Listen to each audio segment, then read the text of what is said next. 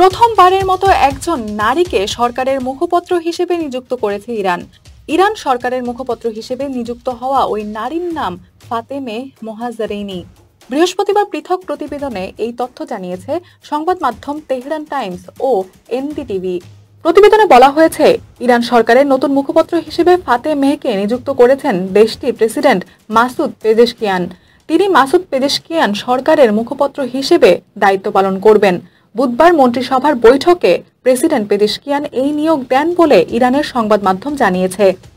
Tehran Times বলেছে, ফাতেমে মোহাজ্জেরানী 1970 সালে আরাকে জন্মগ্রহণ করেন।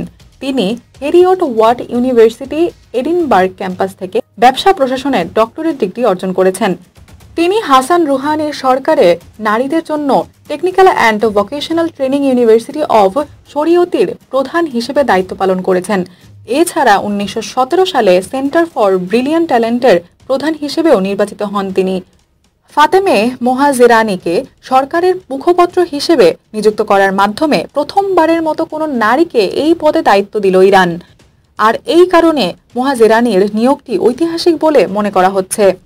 এই নিয়োগের পাশাপাশি মন্ত্রিসভার বৈঠকে ইরানের সাবেক সংসদ সদস্য ইলিয়াস হজরতিকে সরকারের তথ্য কাউন্সিলের চেয়ারম্যান হিসেবে নিয়োগ দেওয়া হয়েছে।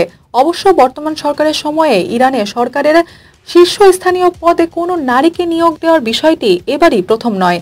এর আগে প্রেসিডেন্ট পেজেশকিয়ান গত সপ্তাহে সিনা আনসারিকে ইরানের উপরাষ্ট্রপতি ও পরিবেশ বিভাগের প্রধান হিসেবে নিয়োগ দেন।